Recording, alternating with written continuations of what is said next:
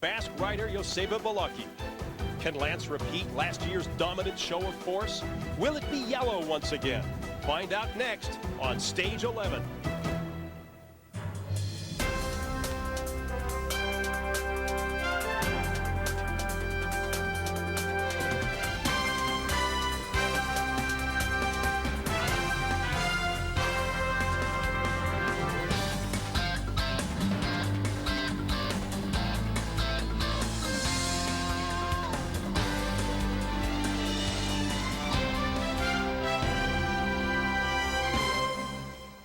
Welcome everybody to La Mongie, the famous ski resort of the Tourmalet in the French Pyrenees.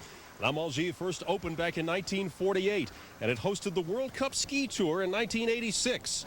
It's the finish of Stage 11, but just the beginning for some. Hi again, everybody, and welcome to OLN's continuing coverage of the 2002 Tour de France. I'm Bill Patrick, and when I say it's just the beginning, that's not an overstatement by any stretch of the imagination. Because some say the Tour de France doesn't really begin until you reach the mountains. Well, guess what? We have. And now we can begin to answer some of the questions. When will Lance Armstrong finally make his move? And when that happens, how will the Once team react? Before we get to that, let's run down the overall standings, the GC. Take a good look because it could change dramatically today. Igor Gonzalez de Galdeano still holds that 26-second lead over Lance Armstrong, with the Igor's Once teammate Joseba Biloki locked in third. There's a good mix here. 8 different teams in the top 10, including Tyler Hamilton's CSC Tiscali squad. The other top Americans, we'll keep our eye on Levi Leipheimer and Bobby Julich today. This will give us a good indication of what kind of form they're in. Let the real games begin. The Pyrenees await as Stage 11 is underway. Let's send it on over now to the voices of the Tour de France, Phil Liggett and Paul Sherwen. Thanks very much, Bill. Well, it's a beautiful day in the mountains, but only if you're a spectator, I would suggest. The rider 6th overall last year, Paul, Francois Simon, the very first man dropped at the start of the climb of the Col de Bisque. Significant, though, it's Armstrong's team and not the yellow jersey who's keeping this race full of fight. Well, I think now we're going into the mountains for the first time. They've assumed that Lance Armstrong is now the leader of the Tour de France. He might not be wearing the yellow jersey, but his team are acting as if he is. OK, well, let's get right to the action. But first of all, Paul's going to take us through the route. It's a first taste of the high mountains on Stage 11 when the riders move away from Pau in southwestern France, and they spend the majority of the day riding along the Spanish frontier. The 158-kilometre route has a mountaintop finish in La Mongie. But let's have a look at the route that the riders will face as they head away through the Pyrénées-Atlantiques. After 25 kilometres, the route is reasonably flat. But it's after 66 kilometres that the riders begin their ascent to the top of the Col de Bisque, 1,700 metres. After that, it's the Soulor before a big plunge down into the valley below. Cruising now along the Hautes-Pyrénées, the riders will be looking for the toughest climb of the day, the ascent of the last mountain, the Col de Tourmalet, but they'll finish at La Mongie. And look at that, that's just exactly what it looks like. It looks like an upturned saw. It's going to be a tough day for every rider on this day of the Tour de France. Oh, thank you, Paul. And now we join the action here. This is Laurent Jalabert, the lone survivor of 9 riders who got to the base of this giant climb, the Col de Bisque, taking us up now to 1,709 metres. The last man he got rid of was little David Echevarria, who just couldn't hold on to the pace of last year's King of the Mountains. You might be able to have a look at that, actually, because that was a little bit lower down at 5 kilometres to the summit. Jalabert applied the pressure and shed himself off the rider from the Euskaltel-Euskadi team. This, I think, was to be expected because the pace by Jalabert has been simply superb. But behind, all of the pace is being set by Armstrong's team, Paul, and he's got himself a group left now, about 50 riders, that's all. Well, he obviously wanted to come out and sort out the men from the boys on the first climb of the Tour de France this year, and his team have obviously done an unbelievable job right now. They've reduced the numbers in that group dramatically over the last few kilometres. Armstrong has all of his team around him right now. They're working like Trojans on the front of the main field, and 1 or 2 riders already in difficulty at the back of the group. Santiago Botero, for example, was seen very often at the back end of this group. There is Oscar Sevilla on the left-hand side. Levi Leipheimer is very much in there with his teammate Michael Bogard, but they're almost approaching the summit of the first col of this year's Tour de France, the Col d'Aubisque. But this man wearing number 51, Laurent Jalabert, we should have really expected something special from Jaja today, Phil, because look at those wheels he's put on. Very deep rims, special carbon fiber wheels for just such an occasion. And just look at the Spanish Basque flags here waving in the sky. But it's over. This wonderful Frenchman will be sad when he does retire, as he announced on the rest day in Bordeaux. This is his last Tour de France now. Jalabert again lighting the touch paper in the mountains. Last year's King of the Mountains, he is 1 kilometre from the top. He has survived a hot pursuit behind and hardly lost a second. In fact, the main field, led by the US Postals, is 2 minutes 32 down. There is still a couple of riders in between. Echeverria is still between the breakaway, but he has not got caught by the bunch. Here's the bunch of blue, and this is the way it's been. Paul, I noticed behind there Christophe Moreau. He might be ruining the day. He lost all that time now with his crashes, because here he is riding a mountain right alongside US Postal and also alongside Igor Gonzalez de Galliano, the race leader. In there as well in the pink jersey, you can just see Yoshiba Baloki. Yes, I have to admit, for Christophe Moreau, he'll be thinking about just how unfortunate he was over the first week of this year's Tour, but he will also be thinking about maybe doing something special on one of these mountain days. He's a long way down in the overall classification, but on this first big mountain of the Tour, we are already seeing the hierarchy. Well, one cannot get over this man. He came out, he launched such an attack today. He tore away. Then that group he went away with was caught. Then he allowed another little group to get itself together, including Echeverria and more riders. And then he went away and joined them. And once on the climb, he ripped them apart. Well, at the summit of this climb, the Col de l'Aubisque today will be the special souvenir for Jacques Godet, the man who organized the Tour de France for about 40 years, and I think he covered almost 50. I think he did 51, that magic number again, Paul. He was a wonderful gentleman, Jacques Godet. And this is Roberto Heras now of US Postal, the mountain man doing his job. Now back at the team car there. Things going very much according to plan. Very interesting today, because since this race started, US Postal have been driving the peloton. No sign of the Once riders. And that, I think, is the biggest indicator so far. We had a little word with Pedro Delgado before we came on air, the man that won the Tour de France in 1988 and, of course, is a Spaniard. And he just pouted and said, I don't think Gonzalez de Galliano will hold Armstrong on the final climb. Even though Paul did venture, it wasn't that hard. Well, I don't think it's that difficult. I don't think Armstrong is going to come out today and try and lay down the law on today's stage. I think he will wait possibly till tomorrow to see how everybody handles themselves. But it does kick up very viciously the last 5 kilometers up to the finishing line here in La Mongie, and it really depends how the race has unfolded so far. But as we can see, on the first climb of the day, Armstrong's men have come to the front of the Tour de France to lay down the law and show that they are in fine form. And after all, they have actually had a very good first 10 days, apart from the small incident that Lance Armstrong was involved in, where in fact he did have to put his foot on the ground and lost himself 26 seconds. The rest of the team have had a very good ride down to the mountains.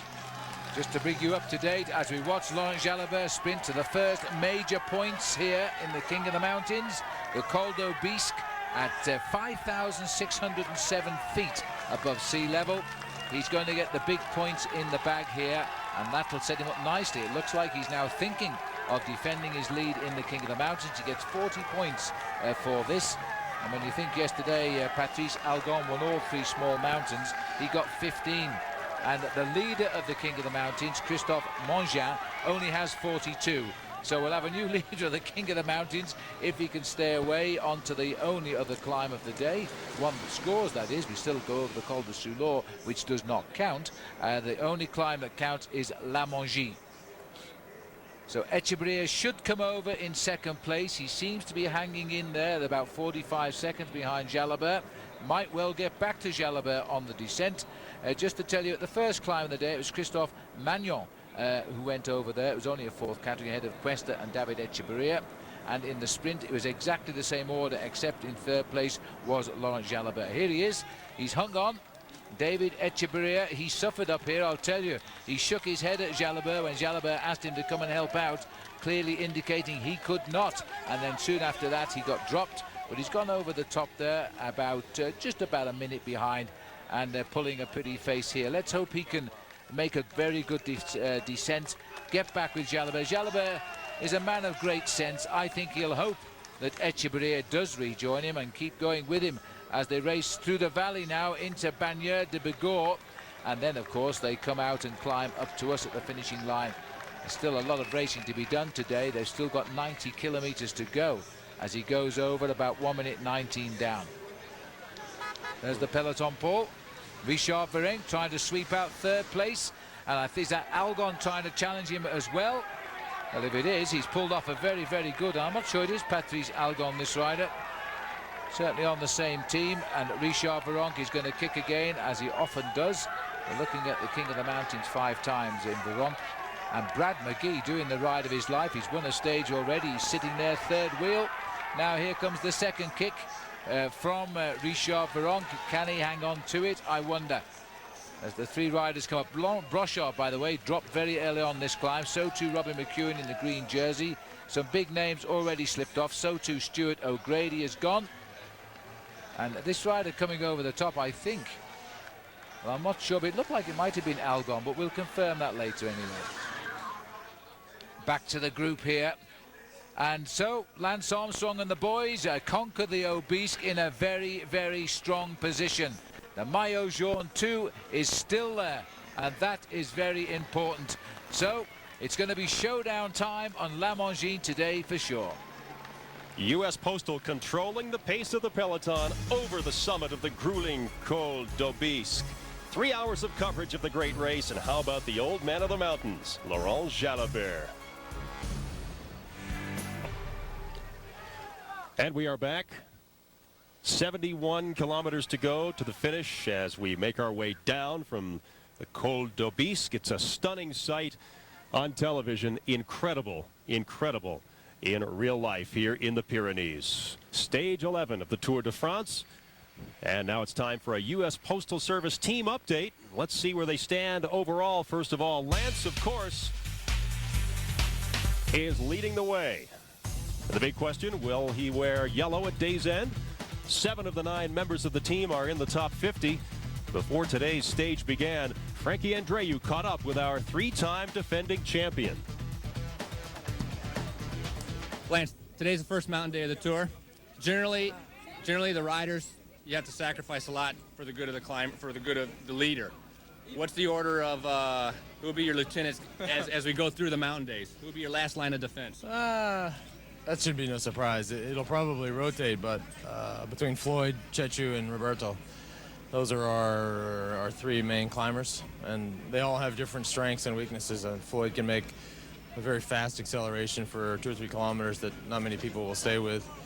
Roberto and Chechu are more steady, consistent climbers that can ride all the climbs at the front. So it's true they all have their own roles, but day by day we'll probably shift them around. No surprise, the first day of the Tour every year you usually completely try to destroy the peloton. Is your thinking the same for today, or play it by ear and just see how it goes? I'm not saying, but it's because I don't know actually. I mean, all of those moments were made at the last minute, those decisions. So it's impossible to say that okay, here on the La Mongie we'll do this, that, and the other. It's better we just watch what happens and make a decision then. Okay. Thank you, Lance.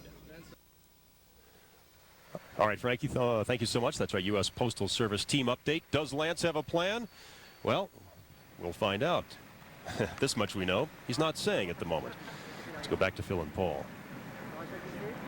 Well, looking here, there is Lance Armstrong, and as you can see, everything going according to plan just now. They've had a rather serene crossing of the Col d'Aubisque, never under pressure. The same cannot be said for a lot of riders. Here's Richard Virenque. He went over the top in 5th place.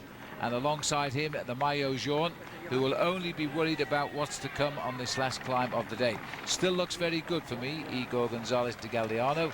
And just to complete for all our viewers around the world, it would be nice to catch a glimpse of, indeed, David Miller still in this group. We haven't seen him at all. We are presuming he is here. With Bobby Julich doing a very good ride on the far side, the American on Team Telecom, who is ridden exceptionally well today. He actually starts a long way down the overall standings in 52nd place. He's already lost himself almost 7 minutes, and as you can see, 1 or 2 riders who are a long way down in the standings want to try and get away from the Armstrong group. Armstrong there just a few moments earlier looked very comfortable indeed. Most of his teammates are in this group.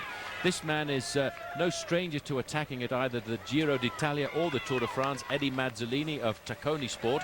In fact, he rode a very good Giro d'Italia just about a month and a half ago, riding for his teammate Dario Frigo. That's right, and his ambition here is to get away from the boys, try and get a nice lead up the hill before they come and wipe him out a bit later on, and that's a good move. Robbie McEwen in the green jersey, he went over the top quite a few minutes in arrears, but he'd found himself a nice group, and this is the return now of Brad McGee, so that's a good sign. He's onto the convoy of the cars behind that 50-strong peloton of the yellow jersey, so that is very good news. Remember that McGee was coming down the mountain today looking like he might well have joined Laurent Jalabert at the front, and he had a very, very nasty prang indeed at around about 80 kilometers an hour. He was on the roadside for a long time, and in fact the peloton went by him. He's now was over 3 minutes behind. He's now come back up. That's very good riding by McGee. It's only a little bit sad what's happened out there. Now we're looking down the lone chaser off the front there, Eddie Mazzolini, as we look at the peloton containing Lance Armstrong and the yellow jersey. Well, I just caught a slight glimpse there of an orange jersey just in the distance. You see that, and I think it may well be that David Etchavarria has decided he wasn't able to catch the lone leader, the Frenchman Laurent Jalabert, so he decided to sit up and wait to see if any reinforcements were coming up from the rear. Well, here are the reinforcements. The cavalry's on the way. It's Eddie Mazzolini at the moment, and I would think you will see now that Etchavarria will jump onto the tail of Eddie Mazzolini, but it's a long gap now up to the man in the front, Laurent Jalabert. Almost 3.5 minutes. So Jalabert is doing a great ride, but it's going to be an incredible feat if he can stay off the front of the main field today. Well, it's early days, but I would predict that Jalabert might well win this stage now. He's hit them right time, and they're still racing very tactically behind. Mazzolini has inspired Etchavarria to have another go at Jalabert. Jalabert blazing a lone trail now. He's 4 minutes 18 off the maillot jaune. It's unreasonable to expect that will be his winning margin today, but what a lovely result it would be if it was. I don't think there's anybody predicted the yellow jersey going to a Frenchman today. Well, no, I don't think anybody even thought about Laurent Jalabert, but Jalabert is a great warrior. He always wants to go out on the attack. This is the last time we'll see him at the Tour de France, and he wants to make sure that everybody knows that he was competitive in the last Tour de France, and who knows, he may well try and get himself a stage victory as well on one of the mountain stages, and that would be a great coup. He almost got a stage win in the Pyrenees last year. In fact, it was on the stage to Pla d'Adet, and Armstrong tried to encourage him to stay with him up the last couple of kilometers, but unfortunately he couldn't do that. Well, another minute up the road for Jalabert, and he will be the maillot jaune virtuel. I wonder. How about Laurent Jalabert at 33 years of age, giving the French faithful a real thrill so far today. We'll take a break, but first, our Expedia.com trivia question coming at you. The Tour de France has finished at La Mongie once before, back in 1970. Our question, who won? The answer after this.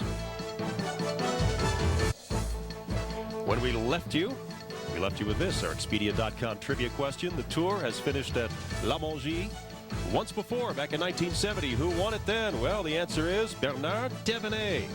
That's right, at the tender age of 22. He beat the great Eddie Merckx to win this stage. He went on to win 2 tours, 1975 and 77. Bernard Thévenet, the answer. Look at that sight, will you? 63 kilometers to the finish here at La Mongie, stage 11, the first mountain stage of the 2002 Tour de France. Let's send it back to Phil Liggett and Paul Sherwen.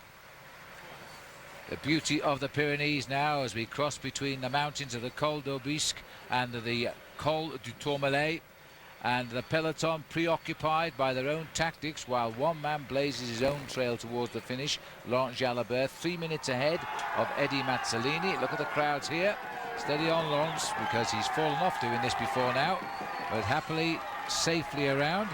3 minutes 39 to the peloton is the last time check. He does take some chances, you know. We saw him on the descent of the Col d'Aubisque, and we almost thought he's going to need a parachute because he went right along the edge of a sheer descent.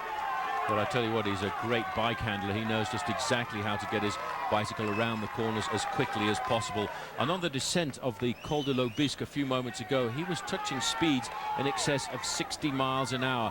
And his background as a sprinter in the early part of his career really has made him one of the most agile riders on a bicycle. He's able to change direction once he's in the full lean going around the corner. And not every bike rider is able to do that. Oh, one thing's for sure, he intends to make sure that we've all seen him in his final Tour de France. What a great competitor he is. This is his big day out today. Now, he sewed up the King of the Mountains last year in just a couple of expeditions like this one. It looks like it's his same plan today. The peloton are down there in Arras. Even so, the Tour de France, since the climb of the Col d'Aubisque, is now spread over 25 minutes from the leader on the road to the last man. So the one or two riders pedaling along at the back are under pressure to get to the finish before the elimination time. You don't know the elimination time till you know the speed of the stage. Then it's based on the time of the winner. And so we're waiting to hear that later, of course. The two crash victims, Jens Voigt and Brad McGee, are back in this main field. The green jersey of McEwen has got himself a nice little group behind, what we refer to as the autobus, the group that will stick together and help each other get home and not be eliminated. Well, there are one or two other riders in a serious spot of bother off the back. Francois Simon, who you mentioned earlier, but also the man who won the stage into Rouen, Jan Kirsipou. He actually went over the summit of the Col d'Aubisque 17 minutes behind the first man on the road. It's interesting to note here that US Postal are still doing an awful lot of work on the front of the main field. They are being helped by Team Telecom, and I have to think that that is because Eric Zabel must be in this group. I haven't seen him at all yet, but Zabel is the kind of rider who will have dug very deep into his resources to try and stay in contact, because he knows now if he wants to beat Robbie McEwen and Stuart O'Grady in the green points jersey competition, he's going to have to try and get himself some points on the intermediary sprint points. And right now, in fact, there are two riders ahead of the group, so there are only 2 points at the next sprint point of the road, which is 133 kilometers covered. Eddie Mazzolini, though, is only just in front of the main field, and I think they'll probably pick him up before we get there. Yeah, Zabel is in this group, there's no question of that. He sat on the tail, and there's no more climbs that should shake him off until the finishing climb. Now, he's going to try and survive until we get to Bagnères de Bigorre, which is the biggest town we go through, apart from the finishing line today. Well, it's not as big as the finishing line. Finish line's not as big as Bagnères, but that'll be the sign. Once they leave Bagnères, they're heading up towards the climb to La Mongie, and that's where the last sprint of the day is. There's only 2 of them today. The first one was neutralized because there was a breakaway on, but Zabel is in this group, and that is why Ralph Aldag is helping out the US Postal team, setting the pace. That'll come at 26 kilometers from the finish. And I think Postal doing a great job here. It should be the job of the yellow jersey of Once. They should be the boys doing this, which seems to me that the big boys are in fact Postal. One of the surprise posties here is George Hincapie, who's sitting up there with no hat on, and he has ridden a superb race, especially on the Col d'Aubisque today, right alongside at the front. So as we race on, and the gap is still opening on the peloton, just over 3.5 minutes. Well, for the record, before this stage began, there were 32 sprint points available, 75 mountain points available, and 32 seconds worth of time bonuses. Stay with us. Stage 11 action continues after this.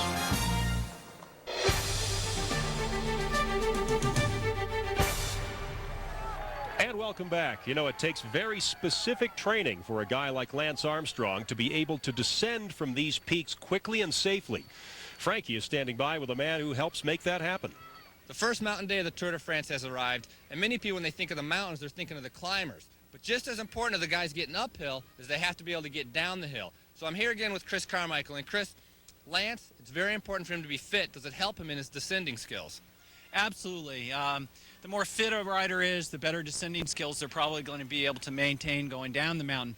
If you take a look at an unfit athlete descending, their chance of bonking is much greater. They're going to make slower decisions because their brain is going to have to not going to have as much blood sugar to run upon, and so they're not going to make the split-second decisions that they need to maneuver around objects. And descending, a lot of it is a split-second decision. Can you explain a little bit what it's like to go down a hill very fast? Absolutely. At times out there today, they'll probably be hitting 60 miles an hour on the descent, and if there's an object 300 meters, actually 300 feet in the road ahead of you, you're going to have about 3 to 3.5 seconds to make a decision upon what line you're going to pick to maneuver around that pothole or that rock in the road. All right, thanks, Chris. Remember, if you want to check out the profiles of like today's stage and all the stages of the Tour de France, you can get all that information at olntv.com. Thanks, Frankie. We appreciate it. Now back to the action with Phil and Paul. Up with the leader now, Laurent Jalabert cruising to the yellow jersey on the road. 3:51 the latest time gap, and he is 4 minutes 18 behind the race leader. He's nudging the yellow jersey. When we thought he'd lost it, he thought he'd lost it, Paul, when he never got it in the team time trial. But you know what? You can never discount a man like this. This man is a real bike rider when it comes to racing. He's not scared of getting dropped in the days that come. The only thing he's thinking about right now is getting as much glory as possible out of the Tour de France. He knows he can't rival the big names like Lance Armstrong on the repetitive mountain stages. He knows he can't ride with Armstrong one-on-one on the slopes of the mountains that we're going to face over the next 6 days. But right now what he's thinking about is, yes, this may well be the last chance in his career that he has of wearing the yellow jersey. So he's gone out for it. We'll take a quick break from the action. When we come back, our Tour de France coverage continues. Don't go away.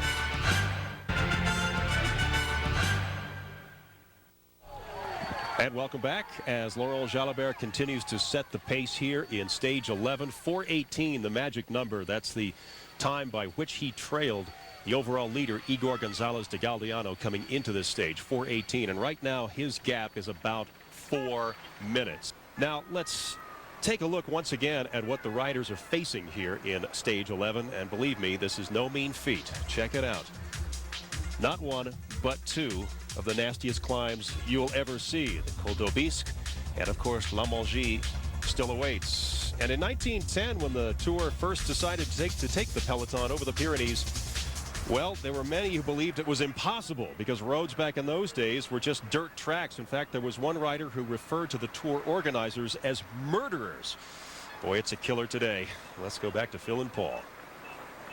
Here's the peloton. It gets bigger by the minute as riders come from the back on the valley crossing towards La Mongie.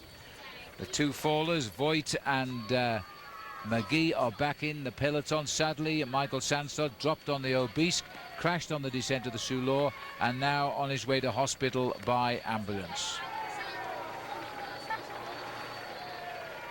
Well, even so, even though they are crossing steady, you can tell by the long line down there, the pressure remains on as they just keep Laurent Jalabert as much as they can under tow. But Jalabert, if he wins today, almost certainly will pull on the jersey of leader of the King of the Mountains, because he scored 40 points on the last climb. Patrice Algon, who rode so well there to go over in third place, is currently the new leader in the King of the Mountains. He won the stage, remember, yesterday in what is we now know was the third fastest stage in the history of the Tour. Now this man doesn't look too worried at the moment. He's happy with the way it's going. Igor Gonzalez de Galdeano, things going nice and smooth for him just now. Man alongside him, Isidro Nozal, is the man who wore the white jersey earlier on of the best young rider in this year's Tour. This is a very strong squad, the Once team from Spain. They are like a bunch of musketeers. They all work well together, and in fact the discussion in the newspapers this morning was that may well be their downfall, because their team manager Manolo Sainz has never been able to choose just one single leader to the team. I have to believe that the single leader for the team should be Yoshiba Belocchi. He's finished third twice. That motorbike got a little bit too close there for my likings. But to come back to the story about the team leader, Yoshiba Belocchi, I think, should be regarded as the solitary leader for the team, because he has, after all, finished third overall in the Tour de France on 2 occasions, and he's looking so far to be in excellent form. He felt quite happy with his time trial as well, Phil, because he lost less in the time trial this year than he did last year to Armstrong. We'll see, because Belocchi, like Igor Gonzalez de Galdeano, say the boys in 1973, both born in that year, are looking now to attack Lance. Well, we'll find out, I'm sure.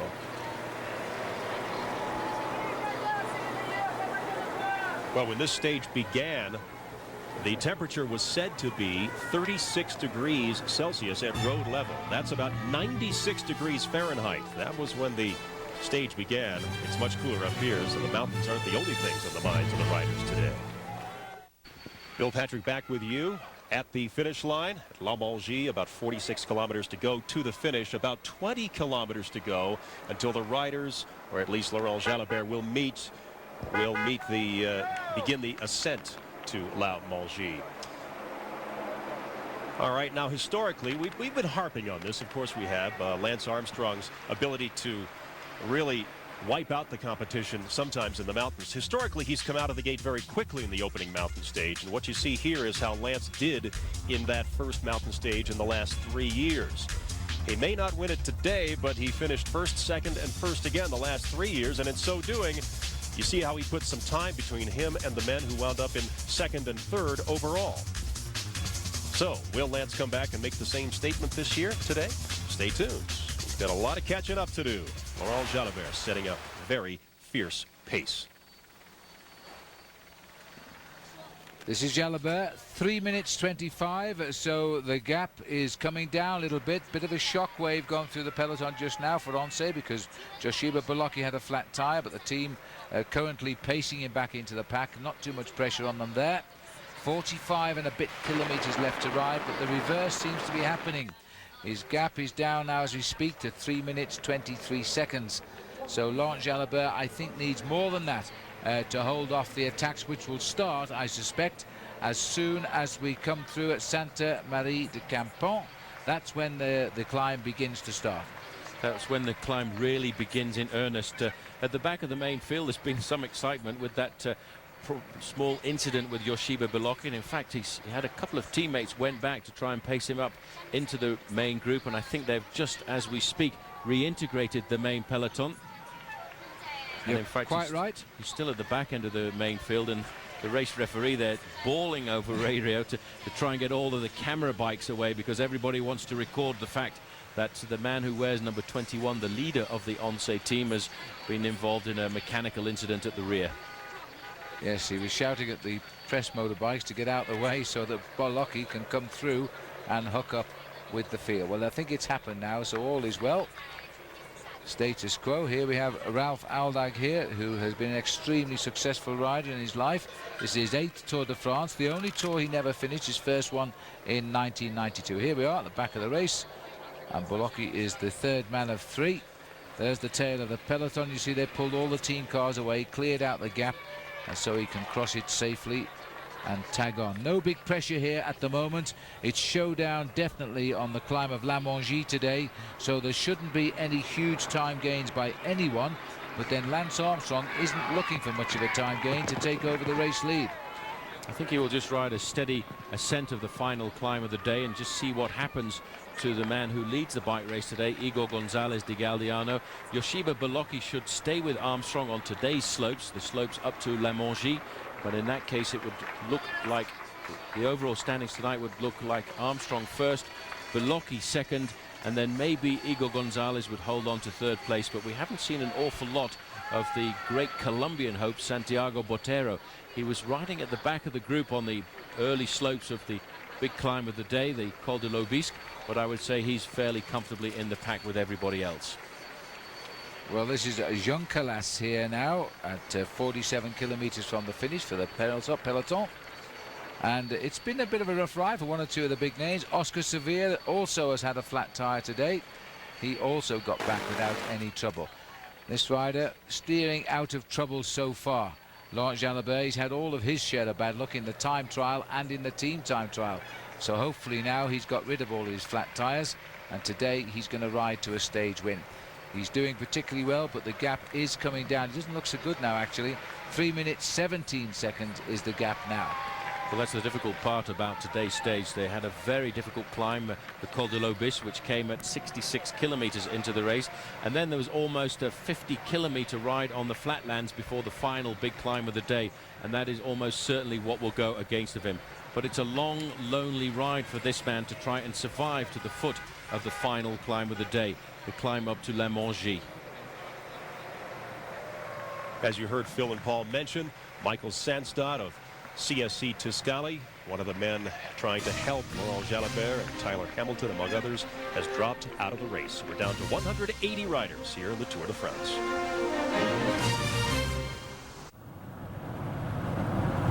We've just had this tradition of doing the first mountain camp alone. That maybe it's superstition to just not break the tradition of going out and doing this first one alone. And then I like to do a tough camp, a 5-6 day camp where you're just riding alone every day and there's nobody to talk to, and I like that. And I think it's healthy for me. And welcome back. Bill Patrick with you at the finish line. The sight is spectacular. Stage 11, La Mongie is where we are located. 33 kilometers to go to the finish. Laurent Jalabert is the man to catch at the moment. He's at the 125K mark. 7 kilometers to go before the beginning of the ascent to La Mongie. Let's take a little break from the action right now. It goes without saying this area is steeped in tradition. Some of the stories of perseverance are almost too much to believe. Here's Bob Roll with one such tale. One of the most enduring and poignant legends of the early years of the Tour de France is the story of Eugene Christophe. He was a leader of the 1913 Tour.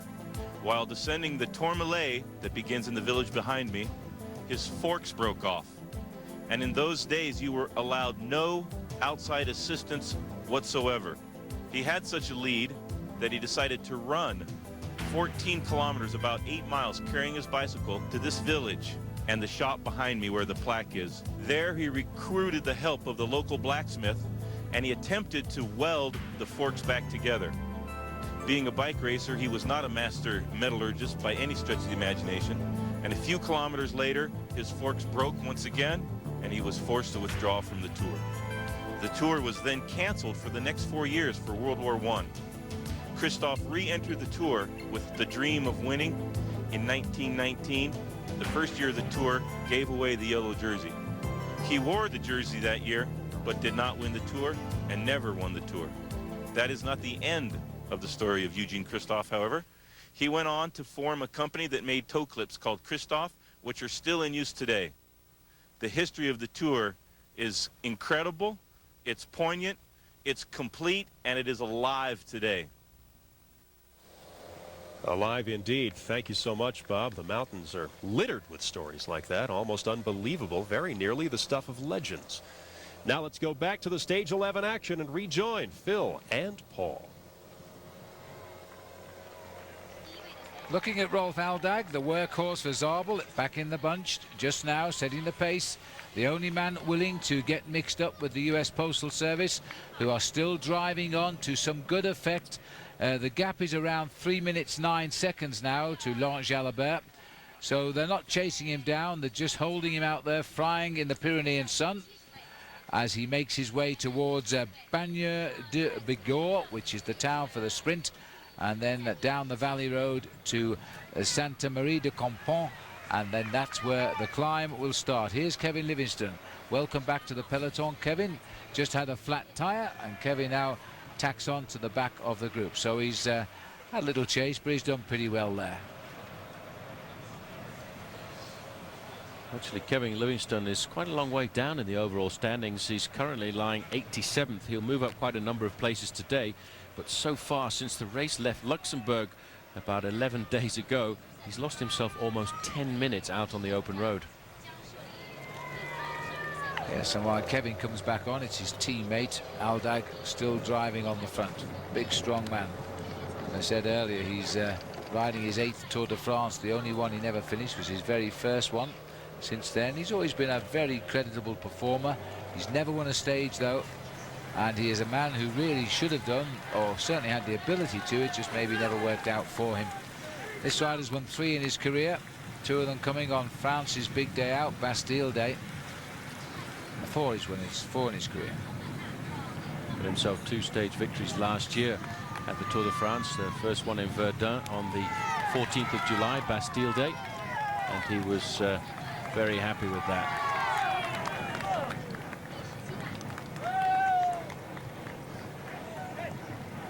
So Jalabert continuing to make his way up, looking better now than before, I think.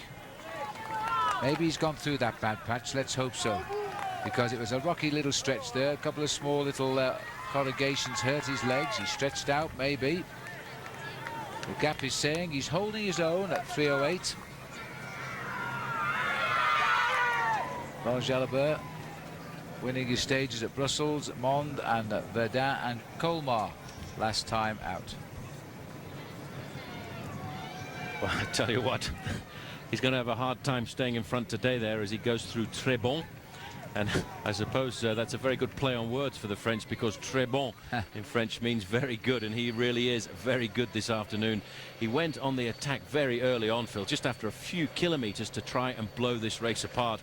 And I never thought that they would let Laurent Jalabert get clear, but he got clear in a group of 11 riders, and now he's alone on the road, opening up the Tour de France for the French crowd that is amassed here on the final kilometres of the Col de la Mongie.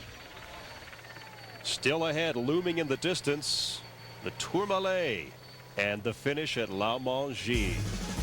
Also, 30 minutes of commercial-free coverage coming up, so don't go away. Welcome back. Laurent Jalabert setting the pace. The last time he went on the attack over the climbs of the Pyrenees was in stage 13 last year. He attacked at the 26-kilometer mark. He won 4 Category 1 climbs on his way to taking over the polka dot jersey as the king of the mountains, but he was caught with 6 kilometers to go and eventually finished 7th. Lance Armstrong won that stage, of course. Well, 11 days, 11 winners here at the 2002 Tour de France. That's the longest the Tour has gone without a repeat stage winner since '94, when Piotr Ugrimov became the first that year, winning stages 18 and 19. Piotr Ugrimov. Thanks to that, he became a household name. Let's go back to Phil and Paul. And here he is, 25 kilometers to go for the bold Laurent Jalabert today, as he now races through this lovely town of Bagnères de Bigorre, the last big town on the route.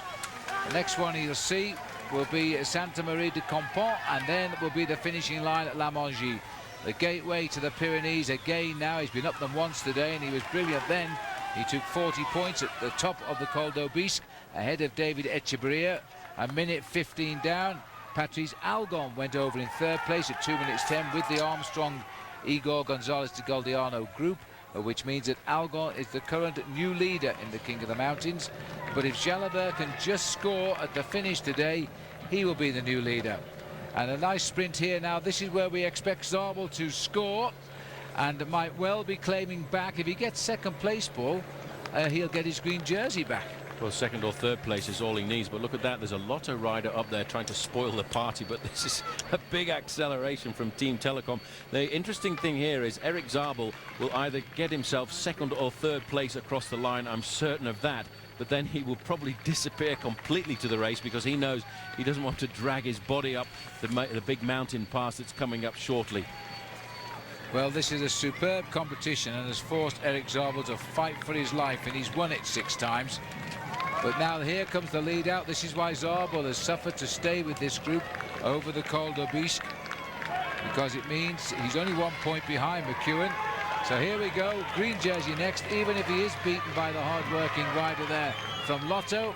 And he's not going to be beaten, so Zabel is back in green tonight, and you've got to take your hat off to that. Well, I tell you what, that's a story to follow over the next few days, because it'll be a huge battle between him and Robbie McEwen. Just look at the ease that he accelerates off his teammate's wheel there, just kicking at the last moment. That was Gian Matteo Fanini who led him out perfectly there. 2nd place for Eric Zabel, 4 points. That means he now leads the green jersey points competition by 3. Incredible.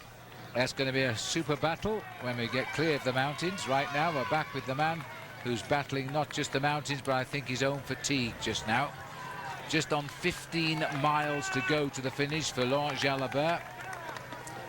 And that's 15 miles basically uphill from now. The first 5 or 6 miles are really just a long valley road, picking its way up towards the beginning of this very difficult climb. 2:45 is the gap at the sprint point. It is coming down, not rapidly, but it's the right direction. Not, unfortunately, for the leader on the road, Laurent Jalabert. As we come down to the finish at La Mongie, stage 11, don't forget, 30 minutes of commercial-free coverage still ahead here on OLN. Don't go away.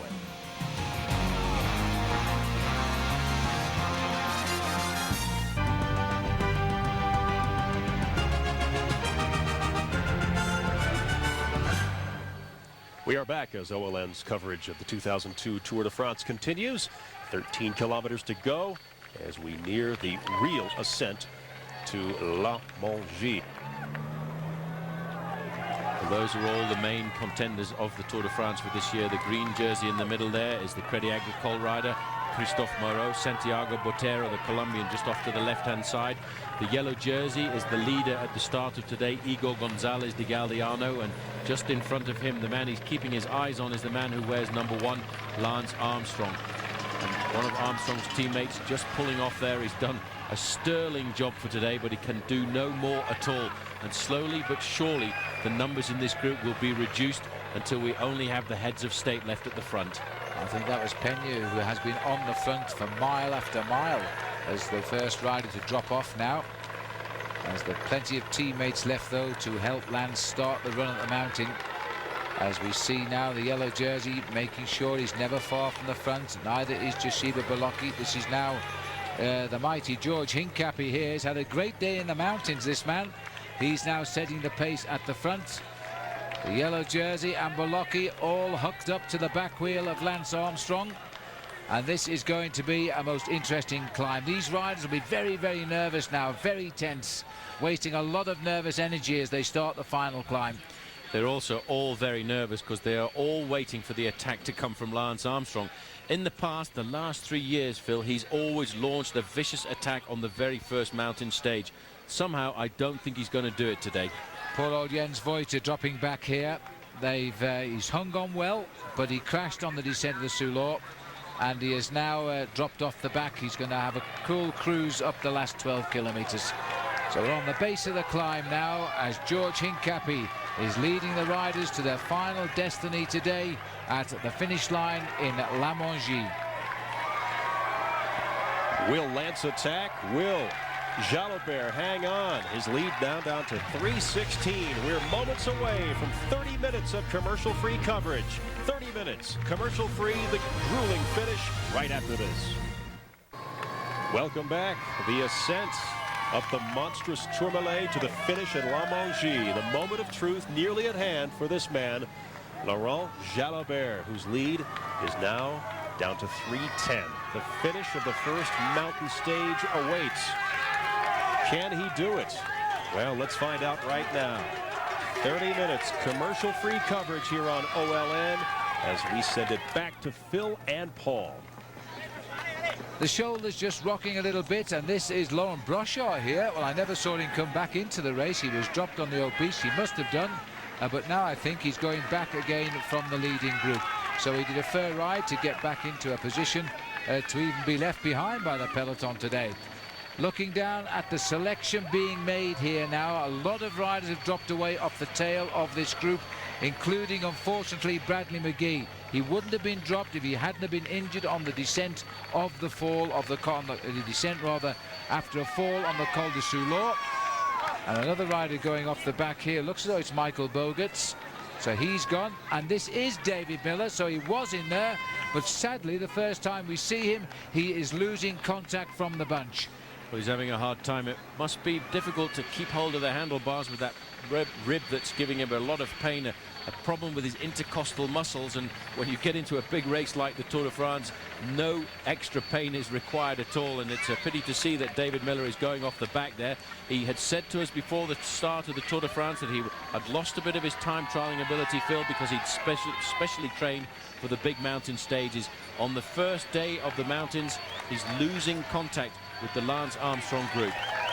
Yes, and not a big group, not just a selection of a handful of riders, which doesn't all well perhaps, but we'll see and hope.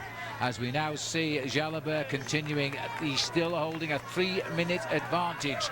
The bunch had just gone under that 10-kilometer banner, 6 miles, as he is still about 1.5 kilometers, probably a full mile ahead on the road. The Spanish supporters here to cheer on their men, still saving something for this wonderful Frenchman. He's suffering now like he's probably, well, I won't say like he's never suffered before, because he always tries to the top of his ability. He knows what it's like to suffer. He's been through this so many times in a 14-year career, turning professional back in 1989. 4 stage victories in the Tour de France. Most of those have been on the flat days. 2 times he's won himself the stage on the 14th of July, Bastille Day, but this would be a great victory for him if he can hold them off today. I don't think US Postal Service, Phil, are actually trying to pull him back. They're just setting a nice steady tempo on the front. Armstrong, I feel his tactics are he's waiting to see what the others are going to do on this first day in the mountains. I couldn't agree more, and Armstrong's team have been the team of the day. They've controlled this race from the start. They've kept the race leader on the defensive, looking for a way out of the box in which they've placed him.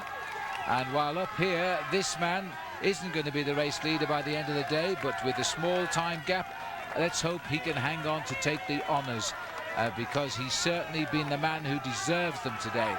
Laurent Jalabert was the highest placed Frenchman. I think he still is the highest placed Frenchman overall. Starting the day 4 minutes and 18 seconds down. If he can finish 1.5 minutes ahead, he'd be in the top 5 riders in the Tour anyway. Well, the French have a good word to describe this kind of bike rider, the man we've been looking at for most of the afternoon, Laurent Jalabert.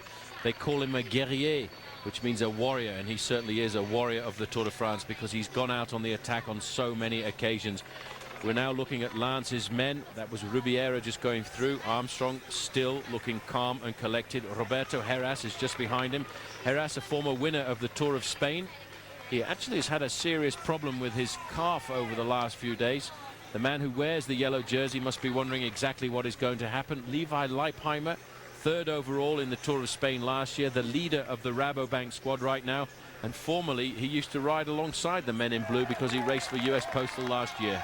There was no place for him in the team this year because he has become a leader in his own right after that brilliant ride in the Tour of Spain last year. Now it's his first time in the Tour de France, and this a big test day for him. Back to the man who just wants to survive and get it over with. He's an old hand in the Tour de France. He's had the coloured jerseys, every one of them on his shoulders at some time or another.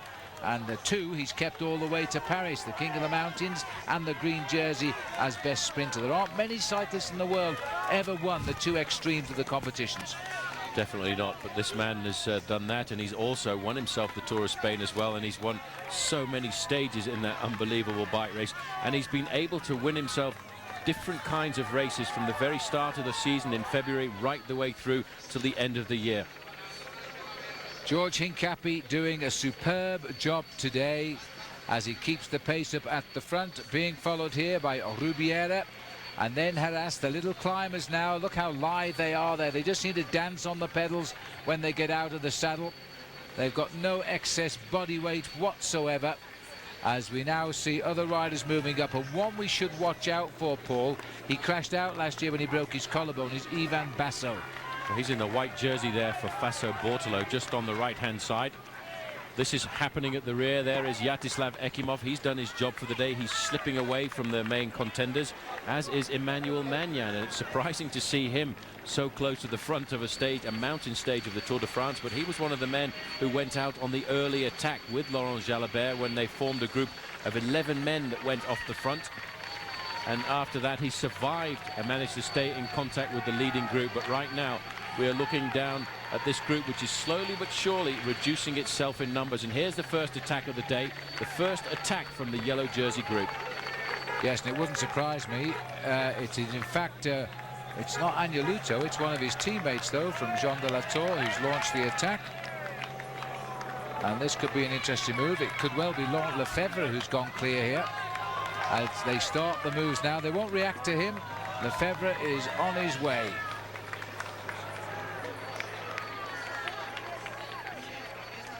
You can see how US Postal have certainly not responded at all to that attack coming out of the front. They're not worried about these lesser riders moving off the front. They're waiting to see if the attacks will come from Santiago Botero or Oscar Sevilla or even Roberto Laiseca. I don't think, in fact, Armstrong wants to set a hard tempo to, in fact, pull back the Frenchman Laurent Jalabert. He will be looking at the men who stand a serious chance of beating him in the overall classification. Laurent Lefebvre off the front there for Jean de la Tour. But you can see there's no panic at all in the main group. They're not worried, and Georgie Hincapie swings off there. The job's being done. It's a question now of just trying to get his huge carcass up to the summit. Well, he'll hang on well. David Etcheberry has just been dropped from the peloton after his attacks earlier on today. He was second over the Col d'Aubisque. Laurent Lefebvre will keep the job in hand, try and get away from them. They won't directly chase him down. He's not a future winner of the Tour de France this year. But Armstrong sent up Rubiera now to lift the pace. And there he is down there. It's beginning to get a little select group at the head of the bunch. Also down there too is Andrei Kivilev as Rubiera is setting the pace.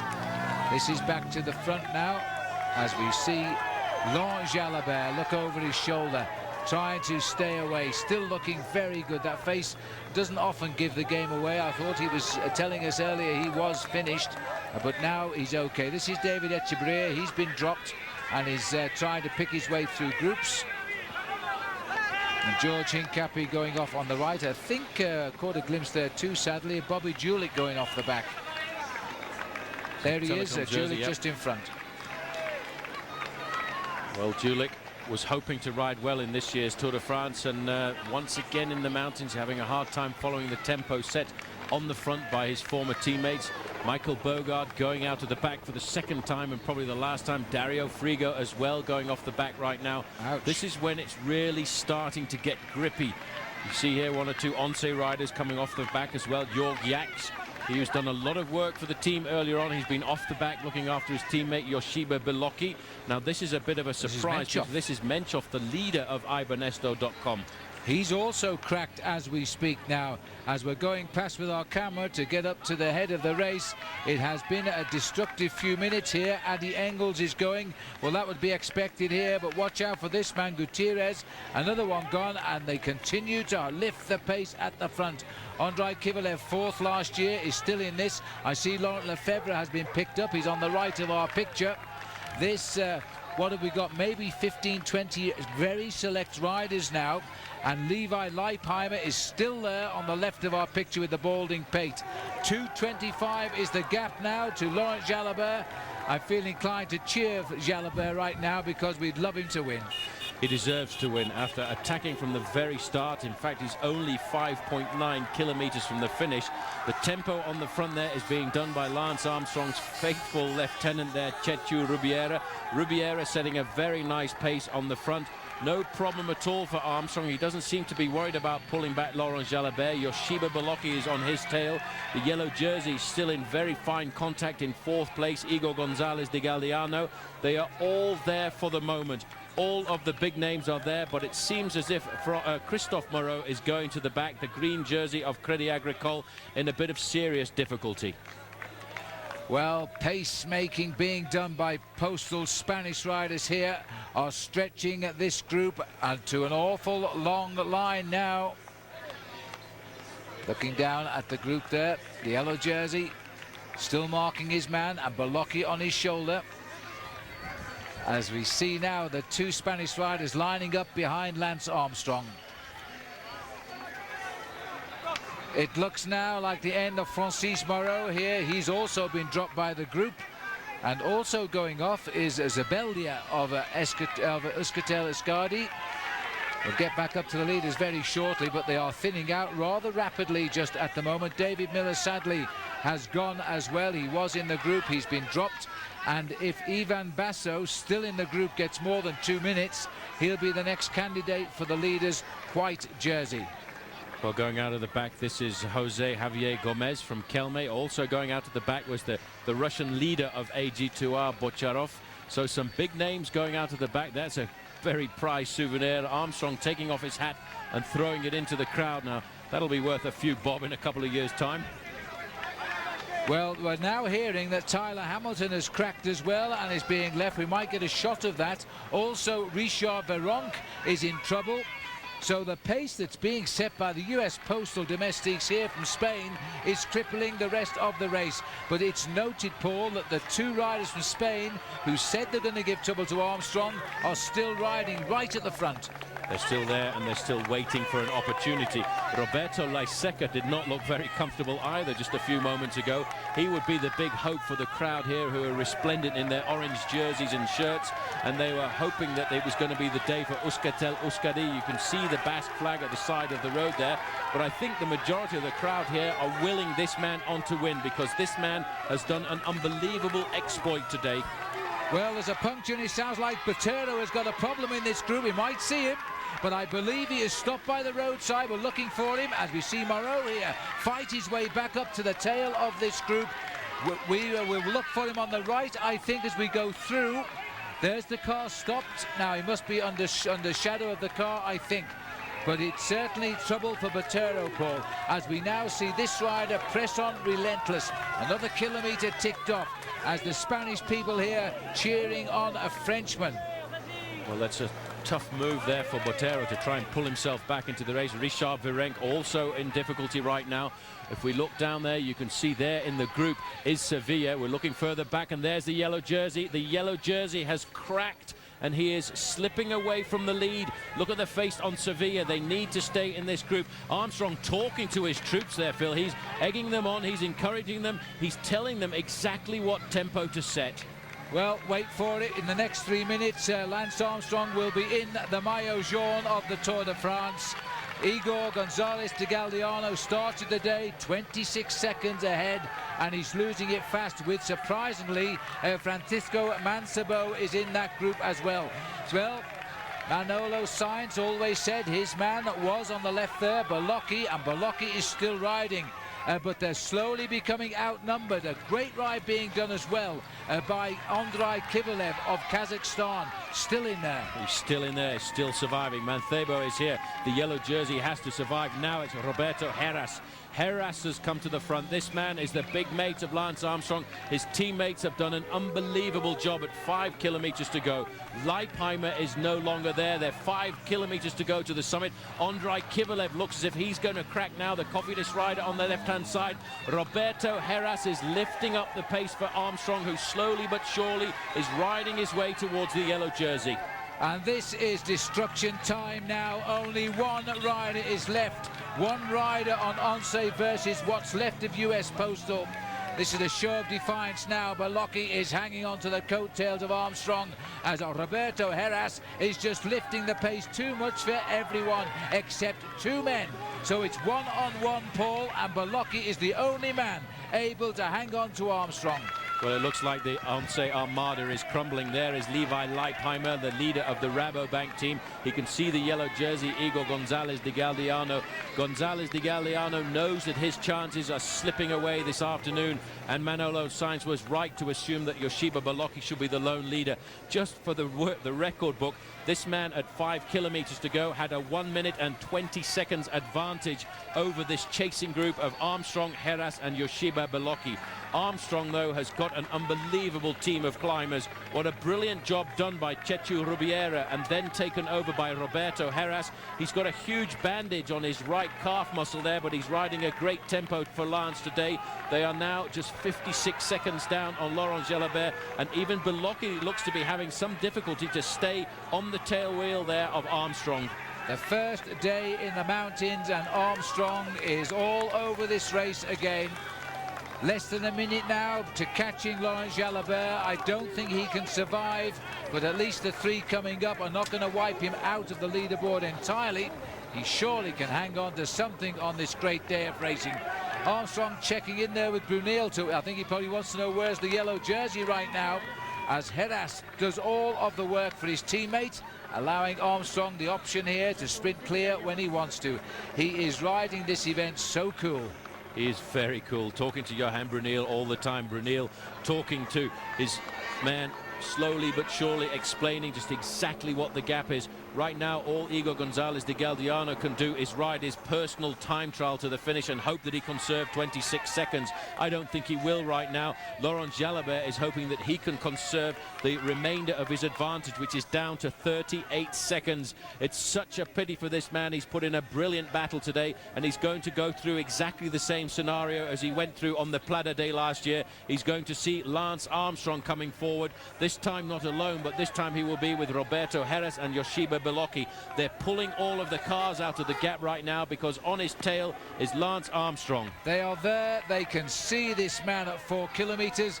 Armstrong, Belocchi looks as though he's under pressure, but he's hanging on. Heras takes a good look at the man from his own country here as he pulls an American to the lead in the Tour de France. Inside 4 kilometers now, and the gap is 26 seconds. This man looks here as though he's just gone through the shower as the perspiration tumbles off his face. Igor Gonzalez de Galdeano with the other American, Levi Leipheimer, right behind him. They're going to be still high on the overall classification, but they are going to be scared so much of what will come tomorrow from this man, Lance Armstrong. I've never seen a man chat so much with his team manager at a situation like this. At the moment, he's calm and collected. He's just riding a very sensible race. He's using his teammate. And this year, Roberto Heras is going to be absolutely superb. Last year, he had a hard time coming through the mountains. He was plagued by a tendonitis. But this year, we are looking at a very good and strong Roberto Heras. He is going to be a huge ally for Lance Armstrong in the mountains. Jalabert looks over his shoulders. He knows what is happening right now, and he has taken a serious blow to his morale. He thought for a few moments, I think, he was going to win this stage. He's got himself a lot of points in the King of the Mountains competition, but he was hoping to win the first Pyrenean stage of this year's Tour de France. Well, as they approach him, the yellow jersey is now a full minute behind Lance Armstrong, Belocchi and Heras. And so Belocchi, who started a minute 23 behind his teammate, is now climbing into second place in the Tour de France. Armstrong undoubtedly clear for yellow. When you crack on a climb like this, you blow to absolute smithereens, and that's exactly what's happened to Igor Gonzalez de Galdeano. He has worn the yellow jersey now, Phil, since the team time trial. The pressure of wearing the yellow jersey on your shoulders is unbelievable. The press want to talk to you every day. You can't sleep at night, and right now it has been taken away from his shoulders. They have now caught Laurent Jalabert. There are 4 riders at the front of the race. I wonder if Laurent Jalabert has got enough left in his body just to try and stay with Armstrong. Heras is setting the tempo there. There's a Lone Star flag at the side of the road, and Armstrong quite content, Phil, just to sit there and let Heras do the pacemaking. There is nothing to gain at the moment for Belocchi even attempting to attack Armstrong, even if he can. Levi Leipheimer being tailed by the Maillot Jaune group here, which is still gathering strength as riders join Igor Gonzalez de Galdeano, but now timed at 1 minute 10 seconds. Iva Kivilev is the rider on the left of our picture there, and rider number 31 is Oscar Sevilla, but Patero has not recovered from that problem he had down the road. Most unfortunate for the Colombian. And Jalabert has also cracked. Let's hope he can hang on for 4th place. Look at his face. That really tells a picture. He thought for a few moments he could hang on to the train of Armstrong, Heras and Sevilla. He couldn't do that, but this man was attacking from the very first kilometers of today's stage. Roberto Heras on the front is doing the superb job for Lance Armstrong, pacing him up this climb. Armstrong has built himself a magnificent team for the Tour de France. His team, when they first came to the Tour, were criticised for not being strong. Right now, I think they have got the advantage over Once, who thought they were the strongest team on block, to take on the Texan. Well, it has been a demonstration beyond belief here. We've always thought Armstrong was riding a calculated tour. Now he's proved it. He's still riding a calculated tour. He's riding under instructions from his manager, not wasting his energy. He doesn't need to apply any more pressure. He may never go to the front today except to win the stage, because he's let his team gain all the time for him. And now this man, Heras, has been worth his weight in gold. They're saying that the Group Maillot Jaune, well, it's coming back. It was 1:10, it's now 49 seconds, so it may be clawing its way back. Armstrong is conserving energy here as best he can for the big day tomorrow. Well, another time check coming in off race radio, 57 seconds. I think I'm more inclined to believe the 57 seconds, because this man is going backwards. There's no way, looking at him, he is coming forwards to the group of Armstrong. Armstrong's group looks strong. Look at the face. This man thought he could hold on to Armstrong maybe for one more day, but he's having to relinquish leadership of his team to Yoshiba Belocchi, who is just managing to survive here with Lance Armstrong and Roberto Heras. But even Belocchi seems to be having a hard time staying on the wheel of the man setting an unbelievable pace on the front, Roberto Heras, wearing number 3. 2-1 the odds now. 2 US Postals against the Once rider. He's hopelessly outnumbered here. Armstrong hasn't used any of his energy yet in making the pace up this climb. It would not surprise me though Biloki tries one cheeky attack just to try and steal the stage for a psychological result, but somehow I can't see Lance allowing it. I don't think I want to get Lance very angry at this stage of the game, and I think if we were to launch an attack, we would see a huge, violent counter-attack coming for Armstrong. For the moment, he is quite content to ride along in the slipstream of his teammate. He may well even try and offer the victory to his teammate at the end of the day, but the most important thing for these guys is for the victory to be in the US Postal camp. Biloki is sitting there, and he has not got any ability at all to attack. He's quite happy to be there. The American flags are mixing it in with the Basque flags at the side of the road, and it looks as if Biloki is having a hard time, Phil, actually staying on the wheel of the two men from the US Postal Service team. Go Lance on the torso of that man that just ran past. It's pick your hero and choose here, because the Americans being knocked out by the supporters of Biloki as they run alongside him. So it's Spain and America as we race across French roads, and this is a tremendous atmosphere here at the Tour de France. And this poor man, Laurent Jalabert, steadily going back. He's 10 seconds back as we speak, but still riding this mountain in 4th place. Well, this is what happens when the lights go out. Poor old Laurent Jalabert, he was riding on morale before. He still felt that he had the possibility of a win, and once you realize that you are no longer going to win, all the lights and sound goes out completely. This is the group of the second heads of state of the Tour de France this year. Raimundas Rumsas is in the blue and pink for Lampre. On the front there, the yellow jersey, Igor Gonzalez de Galdiano. In there as well is Jose Acevedo for Once. It's the team of the men who are going to be the second place runners, I think, in this year's Tour de France, because US Postal Service may well be climbing well up in the overall standings, and Roberto Heras is doing himself a pretty nice job as well today. 64 seconds the gap now. It'll be 1.5 before we get to the summit, I'm sure of that, as this rider, Roberto Heras, is just storming up this mountain for Armstrong, who still doesn't look as though he's made any effort whatsoever. Underneath the canopies now, as we approach the village of La Mongie, these canopies to stop the rock slides and the snow in the winter, to keep them off the road, as these riders now go through a corridor of orange shirts of the people from the Basque area of Spain, all shouting for the man in pink, while it's the man in blue who is the coolest operator on the Tour this day. Well, right now they're into the barriers. This is the safest part of the course. Right now, a few moments ago, it was just a corridor of people and noise for Armstrong, Heras and Yoshiba Biloki. This is Laurent Jalabert. By the way, he's around about 51 seconds behind. Ivan Basso, in fact, counter-attacked the yellow jersey group a few moments ago, and he has caught Jalabert. He is in 4th place on the road. Well, this is the next white jersey after David Miller, I think, in the Tour. This is another superb performance, but it's all being acted behind the real centre stage. Here it is. That I suppose you noticed then that was a terrific acceleration that came from Heras. I thought he cracked Biloki, but Biloki has come back on. Armstrong, not under pressure, is still waiting. He's waiting to see the banner, I think, for the finish, and then I expect him to shoot away. Now, where does Laurent Jalabert find these legs from? He's hung on to Basso, and he's hanging on to 5th place on the stage. This is the group behind of the Maillot Jaune. He's lost the lead now as we head up with the leaders inside 1 kilometre to go as we come up towards that kite. 68 seconds to the Maillot Jaune. Now, Paul, where does Lance launch the finishing attack? Well, I think he's going to wait until the very last moment. He said he didn't want to do anything dramatic today. He just wanted to see how everybody else reacted. The attacks never came from the climbers on the first day in the mountains. Men like Roberto Laiseca were in serious difficulty. The most unfortunate man there really is Santiago Botero, who had a crash.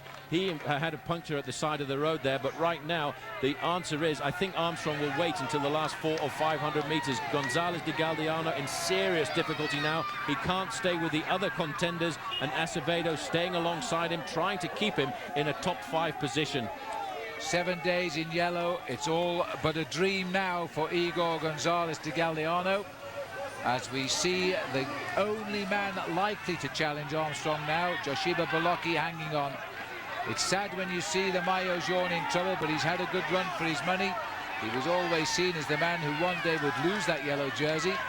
as we see now Jalabert being swept up by this rather large group of riders.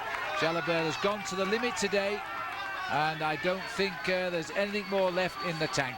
Back to Roberto Heras, still dragging his captain to the summit, and Bolocchi still hanging on to the Express.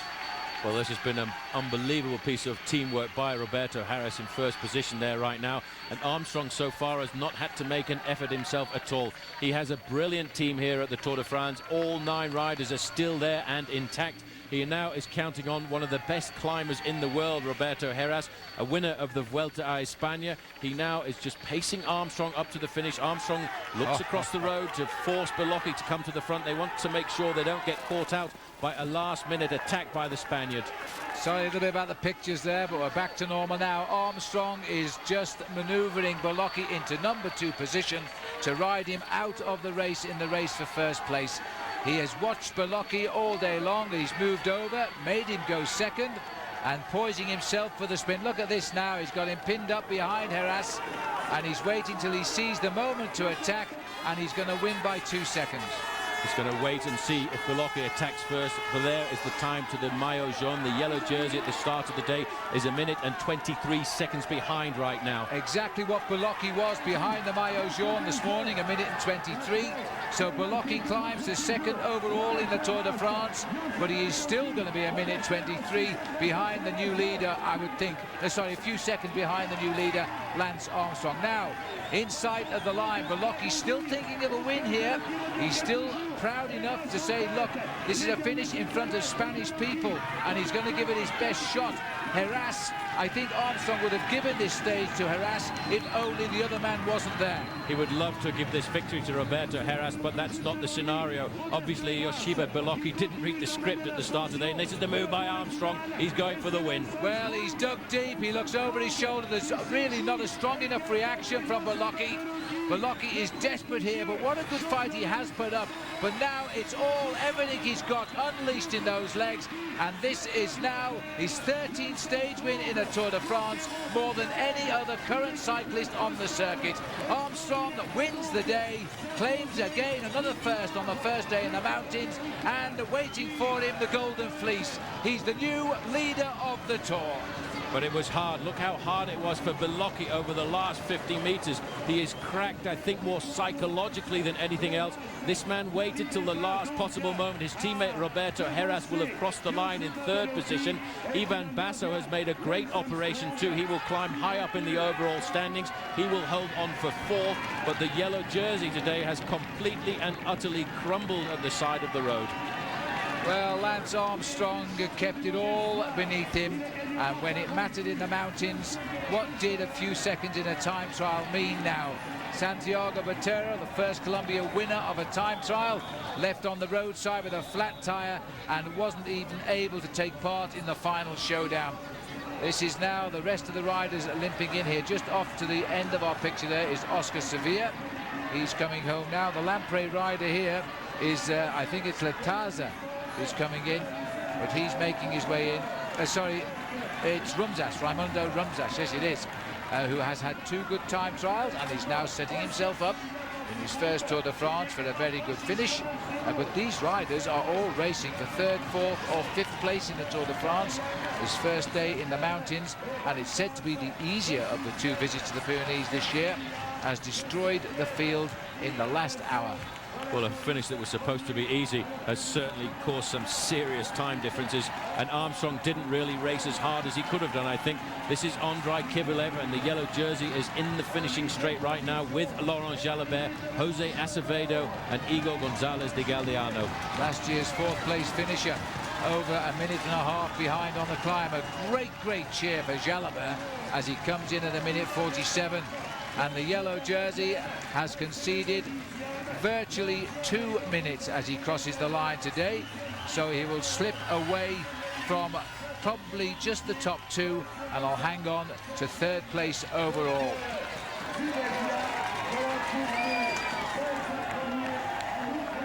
I'm here at the finish line at La Mongie, and to the surprise of absolutely nobody, our new leader of the Tour de France is the 3-time defending champion, Lance Armstrong. And welcome back, everybody. There is our new bearer of the yellow jersey, Lance Armstrong, finishing up here, stage 11, the first mountain stage of the 2002 Tour de France. Lance and his teammate, Roberto Heras, really beating Yosheba Balaki like a drum down the stretch. It was really something to watch. Lance said before the race began he really didn't have a game plan, or at least if he did, he wasn't about to reveal it to anybody. It became apparent in the closing moments of this race that he and Heras had something up their sleeves, and, well, it was really something to see. A very valiant effort for most of the day by 33-year-old Laurent Jalabert, but he really didn't have what it takes to win this particular stage. And now it's time for our Lincoln Ride of the Day. Let me guess who it is, folks. Oh, you guessed. Lance Armstrong, three-time defending champion. You know, we said before this stage began that Lance very often, historically, takes control on the first mountain stage of the Tour. And it took a while for that to be established, but down the stretch it became very, very apparent that that's exactly what he had in mind. He and Roberto Heras really were in sync. Yosheba Balaki had no shot down the stretch, and the Lincoln Ride of the Day, Lance Armstrong, our three-time defending champion. He takes over the yellow jersey, the 2002 Tour de France. A gorgeous day here in the Pyrenees. Let's now send it over to Phil Liggett and Paul Sherwen for their comments. Arrival now of David Miller. There he is, riding just behind, I think it's David, just behind Echevarria here. Yes, it is, and he's conceding over 7 minutes today. He'll be disappointed with this. He was starting the day in 7th place overall. He didn't make it on the final climb up to the finish. Echevarria, he's in, and Miller comes in now at about 7:25 on the line. Well, that's a shame for David Miller, the only British rider in the event, but no doubt who won today, Paul, giving a demonstration of total superiority in the grand manner of the greats of the Tour de France, like Jacques Anquetil, Indurain, Hinault, Eddy Merckx. And the great thing about the way he rode today was he rode very sensibly. He rode within himself. He didn't have to make any special efforts. He used his team sensibly. His team were with him all of the time throughout the day until we came to the final climb of the day. That's the stage result, though. Confirmation that it was in fact 7 seconds. Good counting, Phil. And Roberto Heras getting himself 3rd place. And Mancebo, we told you about Mancebo being a likely challenger. Well, he cracked, but he came back to finish 4th ahead of Rumsas.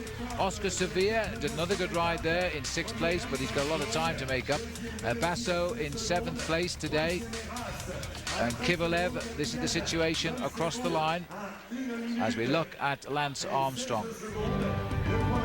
Don't go away. Back in a moment as OLN's coverage of the 2002 Tour de France continues. Welcome back, everybody, for the finish of stage 11 here at the Tour de France. We are La Mongie, about 3/4 of the way up the Tourmalet. Christophe Mangin, the former holder of the King of the Mountains jersey. I say former, it's not official yet, crossing the finish line. Phil Liggett and Paul Sherwen join me now, and guys, for the first time since the Tour began, we really got the feeling, we saw this, well, no uncertain terms, that Lance Armstrong really can turn it on whenever he wants to, right? That's the way he calculates, Bill, and he is such a calculating rider. He's done just enough today to do the job. As we look here at Lance on the podium, he's been up there now 12 times, isn't it, Paul? 12 or 13? 13, lucky for some, as he now wins stage 11 of yet another Tour de France and will shortly be given his yellow jersey. But this is all he wanted to confirm again. He walks up and shakes hands with 5-time winner Bernard Hinault and the dignitaries here at the top of La Mongie, most of them council officials. He doesn't look as though he's been any more than for a ride down for the local bread as he comes back here to shake hands with the other side of the podium. Well, he's a great bike rider. I tell you what, he will say a big thank you to his team, and what a magnificent backdrop that today's stage has given to us, Phil. Fortunately, the clouds did disappear away as we just look at the face here of Lance Armstrong. You see over the last few kilometers of this climb today, he showed no emotion at all. It was basically back to the office as usual. Well, he's done all he wants. Now the riders in the Tour de France tonight are going to go to bed thinking just how are we going to cope with him over the next few days. Tomorrow is a tremendously hilly straight, then we get a quick recess before we go to Mont Ventoux. So no sooner is he off stage as stage winner, he's back on now to receive another maillot jaune in the life of Lance Armstrong. He held it for one day in the prologue, saw it go away, now he sees it come back. Simply a case of déjà vu. Phil and Paul, psychologically, what does this do for Lance Armstrong? What does it do to the rest of the field to have him make a statement like this? Well, for Lance, of course, it does everything he wants it to do. For him, it's exactly what he trained for. It's business as usual. For the others, they'll be totally depressed.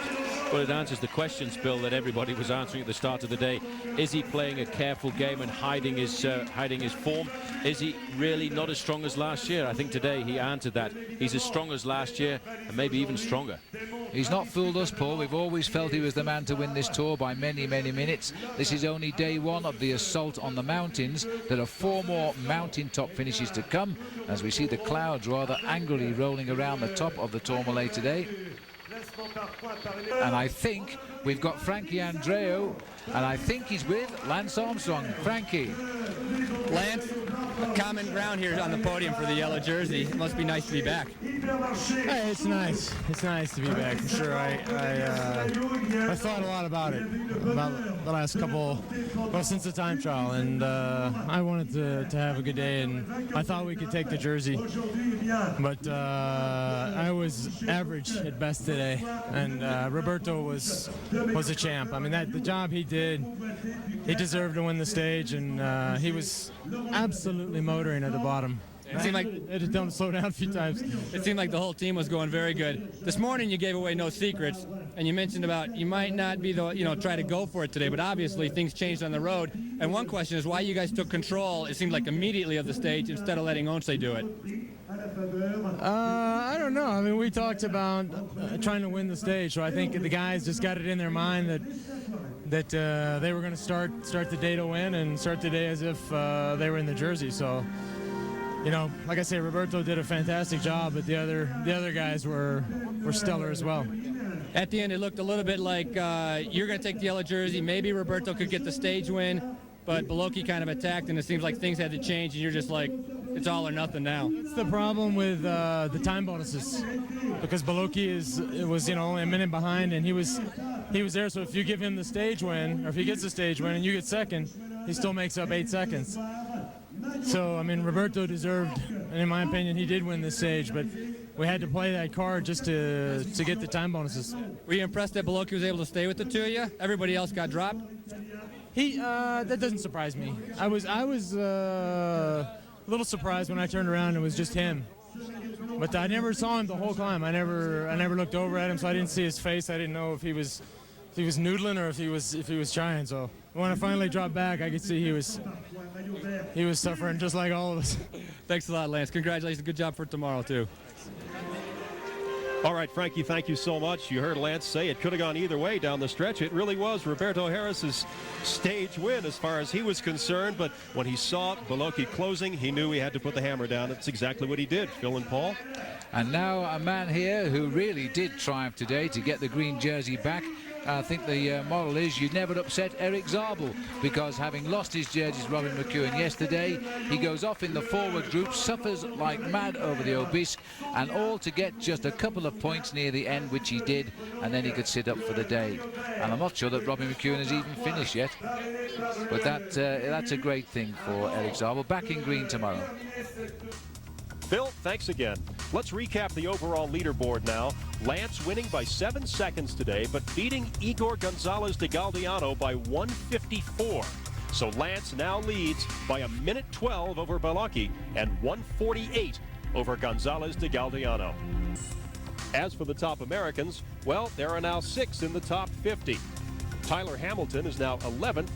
Levi Leipheimer, by finishing 24th in stage 11, is now 15th in the overall standings.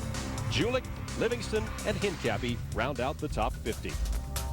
And again, we're on at a special time tomorrow, 8:30 a.m. Eastern, an hour earlier than normal. 3 hours of live coverage from France. Then watch it again and again. The re-airs happen at 3 Eastern, and again our highlight show at 9 Eastern, 10 Pacific. And it certainly doesn't get any easier tomorrow, as the route takes the riders nearly 200 kilometers east-southeast from Lannemezan to the infamous Plateau de Baille. Let's take a virtual ride through this stage. In many ways, it's a much tougher day. It is fairly flat for the first 50 kilometers or so, but then the fun really begins. The next 150K featuring 5 extremely difficult climbs. 4 of those 5 are either Category 1 or 2 mountains, but it's the end they all